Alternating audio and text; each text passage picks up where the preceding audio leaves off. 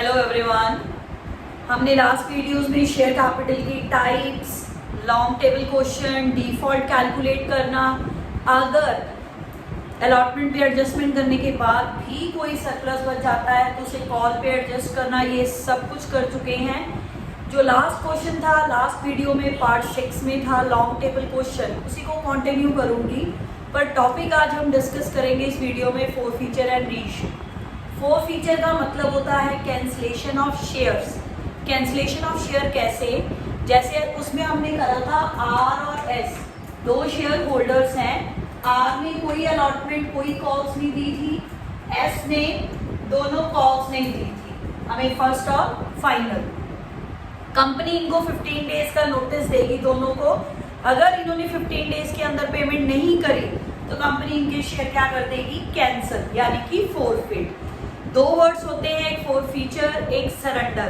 Four feature share company करती है, surrender share holder खुद जाके कर देता है, ये कह के कि वो नेक्स्ट पेमेंट टेस्ट कंटिन्यू करता है, वो नहीं दे सकता। वो होता है सरेंडर। जब कंपनी 15 दिन का नोटिस भेजती है, 15 डेज का नोटिस भेजती है डिफॉल्टर्स को, जो कॉलिंग एरियर में होते हैं, कि मेरे पैसे कंपनी बोलती है कि दे दो। अगर वो नहीं देते तो कंपनी उनके शेयर कैंसिल कर देती है। अब एंट्रीज क्या हैं? शेयर कैपिटल हमेशा क्रेडिट होती है, अब आपने कैंसिल करनी है तो डेबिट हो जाएगी। अब इसी क्वेश्चन को हम लेके फोर फीचर और रीइश्यू करते हैं। ये दोनों शेयर होल्डर के हमें अप्लाइड शेयर दे रखे थे। आपने लास्ट वीडियो में मैंने बताया था कैसे इनके आपने अलॉटेड कैलकुलेट करे थे। 1500 के अलॉटेड थे 1200 और 1800 के अलॉटेड थे 800। इसके 800 है, इसके 1200 है। क्लियर? दोनों के शेयर कंपनी ने फोरफिट कर दिए। दोबारा मार्केट में आर के रीइश्यू हुए ₹9 फुली पेड अप और एस के रीइश्यू हुए ₹11 पर शेयर। अगर दो शेयर होल्डर के शेयर फोरफिट हो रहे हैं तो आप अलग अलग एंट्री करना, कंबाइंड मत करना, कैलकुलेशन में प्रॉब्लम हो जाती है। That's why I always prefer कि अगर दो शेयर होल्डर हैं क्वेश्चन में और उनके शेयर फोरफिट हो रहे हैं तो दोनों के फोर फीचर की एंट्री सेपरेट करो। यहाँ पे रीइश्यू की वैसे कॉमन एक ही एंट्री होती है, मगर इस क्वेश्चन में मैंने रीइश्यू की भी दो एंट्रीज करी हैं। क्यों? क्योंकि दोनों का रीइश्यू का अमाउंट सेपरेट है। आर के रीइश्यू हो रहे हैं ₹9 फुली पेड अप, एस के हो रहे हैं ₹11 पर शेयर। ठीक है, दैट्स वाई रीइश्यू की एंट्रीज भी अलग अलग होंगी। अदरवाइज अगर आपको रेट एक ही दे रखा हो तो रीइश्यू की एंट्री एक ही होती है। अब देखो ध्यान से, इंक्लूडिंग प्रीमियम था।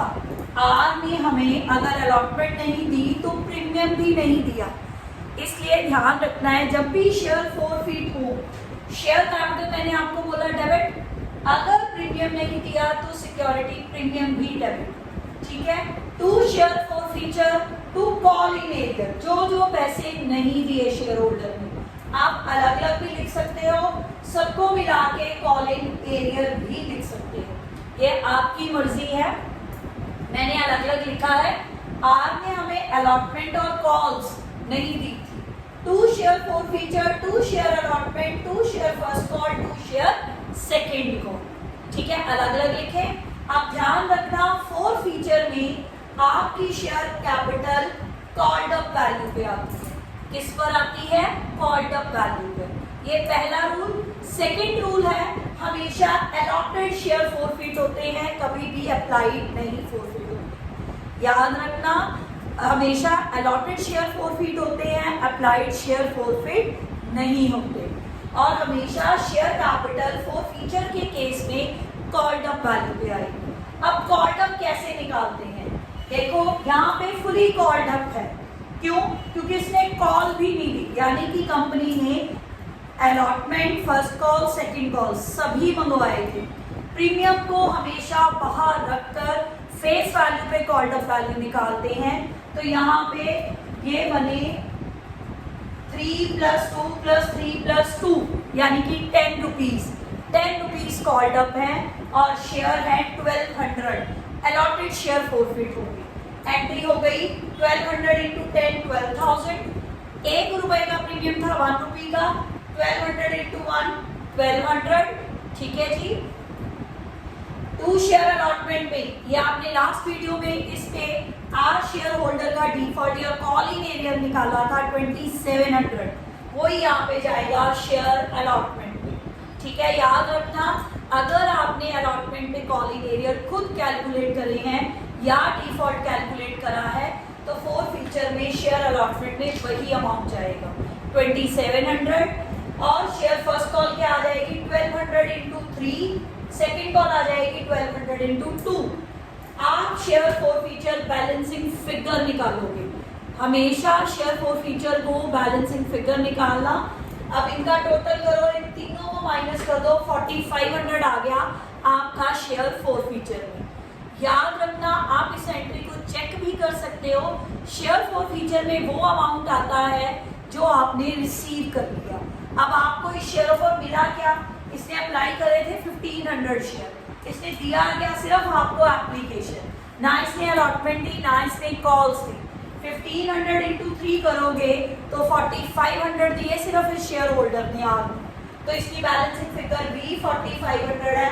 ध्यान से देखो, आप इसे चेक कर सकते हो, शेयर फोर फीचर में वो अमाउंट आता है जो हमने रिसीव कर लिया होता है, ठीक है।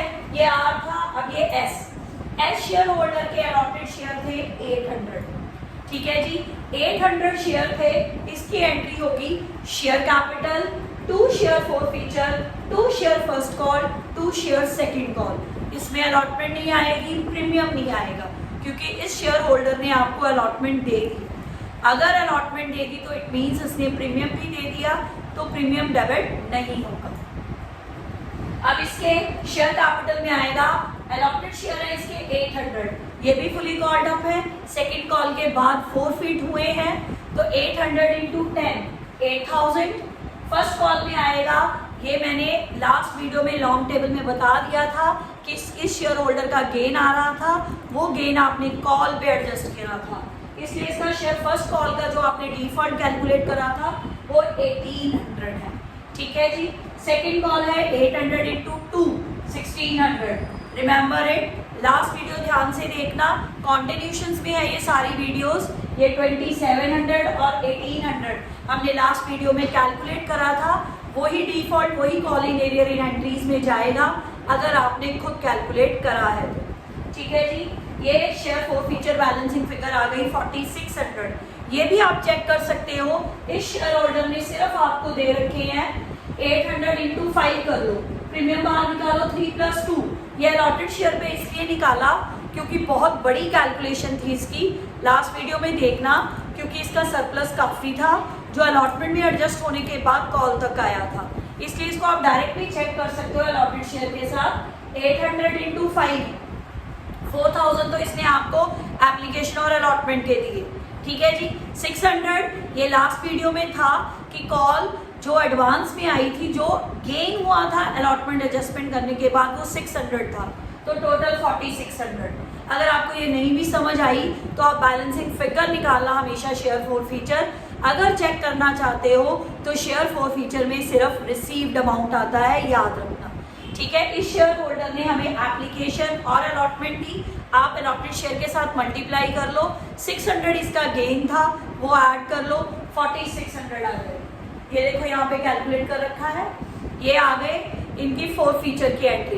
याद रखना, फोर फीचर में सिक्योरिटी प्रीमियम तभी डेबिट होगा अगर शेयर होल्डर सिक्योरिटी प्रीमियम नहीं देगा, ठीक है। अलॉटमेंट नहीं दी तो उसने प्रीमियम भी नहीं दिया, क्योंकि इस क्वेश्चन में अलॉटमेंट इंक्लूडिंग प्रीमियम था। अब आप रीइशू की एंट्री करो, रीइशू की एंट्री होती है bank account debit share forfeiture to share capital to security premium. एक टाइम पे एक ही बैलेंसिंग फिगर निकल सकती है, या शेयर फोर फीचर या सिक्योरिटी प्रीमियम। अब यहाँ पे हमें 2 एंट्रीज करनी पड़ेंगी क्योंकि हमें दोनों का अमाउंट अलग अलग दे रखा है। Bank share forfeiture to share capital. अब याद रखना, अगर फुली पेड अप लिखा है और एक ही वैल्यू दे रखी है ₹9 फुली पेड अप, तो ये ₹9 आपने रिसीव्ड करे हैं, ये बैंक में जाएंगे। अगर फुली पेड अप है तो शेयर कैपिटल हमेशा ₹10 पे आएगी। अलॉटेड शेयर ही फोरफीट हुए थे, सेम शेयर रीइशू हो गए, 1200 इंटू 9 बैंक में, शेयर कैपिटल में 1200 into 10 12,000, share forfeiture balancing figure is 1200। Remember it, अगर एक ही वैल्यू दे रखी है और उसके पीछे फुली पेड अप लिखा है तो शेयर कैपिटल में फेस वैल्यू जाएगी, यानी कि उसका list price, original price that is ₹10। अब नेक्स्ट एंट्री ध्यान से देखो, bank to share capital to security premium हुई, क्योंकि आपकी फेस वैल्यू थी ₹10, शेयर इशू हो गया ₹11 पे। शुरू वाला प्रीमियम मत कंफ्यूज करना माइंड में, रीइशू प्राइस हमेशा कंपेयर होता है ओरिजिनल से, ठीक है। ओरिजिनल इसका ₹10 था, यानी कि फेस वैल्यू एक्सक्लूडिंग प्रीमियम। यहाँ पे ₹11 का शेयर इशू हुआ था, सोचो कि दोबारा भी 11 पे हो गया, ऐसे नहीं होता। जब भी रीइशू का प्राइस है वो फेस वैल्यू से कंपेयर किया जाता है, ठीक है। यहाँ पे ₹1 का सिक्योरिटी प्रीमियम आ गया, इसके 800 शेयर थे, 800 इंटू 11 बैंक में, 2 शेयर कैपिटल में 800 इंटू 10, 2 सिक्योरिटी प्रीमियम में 800 इंटू 1। लास्ट एंट्री होती है share forfeiture to capital reserve. अब इसमें क्या है, अब यहाँ देखो, यहाँ पे आपका 4500 था आर का, ये रहा 4500। अब रीइशू की एंट्री में देखो, अगर फोरफीचर है, ठीक, तो फोरफीट एंट्री के फोरफीचर में से रीइशू वाला फोरफीचर माइनस कर दो, कर दिया। और दूसरा देखो, एस का फोरफीचर था 4600, पर उसकी रीइशू की एंट्री में कोई भी फोरफीचर नहीं था, सिक्योरिटी प्रीमियम था, वो ऐड हो जाएगा, उसमें से कुछ भी माइनस नहीं होगा। 4500 plus 46 minus 1200, 7900 is your capital reserve. ये आप डायरेक्ट निकाल सकते हो अगर सारे के सारे शेयर रीइशू बने। यहाँ पे 1200 फोरफीट हुए थे, 1200 रीइशू हो गए, 800 फोरफीट हुए थे, 800 रीइशू हो गए। तो इसे आप डायरेक्ट ऐसे माइनस कर सकते हो। फोरफीट वाली एंट्री का फोरफीचर और रीइशू वाली एंट्री का फोरफीचर का डिफरेंस लेके कैपिटल रिजर्व निकलता है। अभी इस क्वेश्चन में मैंने सिंपल करा कि सारे के सारे शेयर फोरफीट हुए, सारे के सारे रीइशू हो गए, ठीक है। एक प्रोपोर्शनेट वाला भी होता है कि फोरफीट सपोज करो 1000 हुए, रीइशू 500 हुए। ये मैं आपके साथ नेक्स्ट वीडियो में डिस्कस करूंगी, ये ध्यान से देख लेना, very important. Thank you very much.